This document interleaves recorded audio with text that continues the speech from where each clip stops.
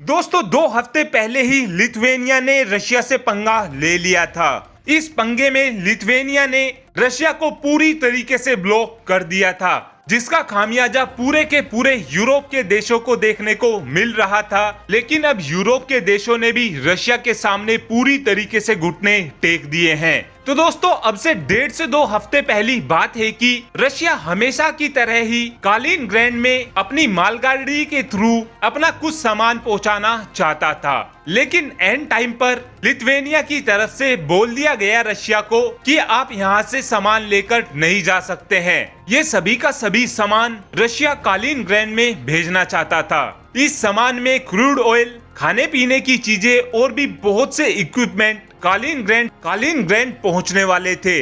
लेकिन अब European union की पार्लियामेंट ने लिथुआनिया को झटका देते हुए कहा है कि ऐसे आप किसी भी देश का रास्ता नहीं रोक सकते हैं और दूसरे देश से अलग नहीं कर सकते हैं। वहीं पर अब यूरोपियन यूनियन की तरफ से कहा गया है कि रशिया इस रास्ते का इस्तेमाल कर सकता है। ऐसा यूरोपियन यूनियन की तरफ से इसलिए भी किया गया है क्योंकि रशिया पहले ही यूरोपियन यूनियन के सभी देशों की गैस पाइपलाइन को पूरी तरीके से कट कर चुका है, जिस वजह से पूरे यूरोप में गैस की किल्लत हो गई है। और कुछ रिपोर्ट्स में ये भी कहा जा रहा है कि इसीलिए ही यूरोपियन यूनियन ने अब रशिया के सामने घुटने टेक दिए हैं।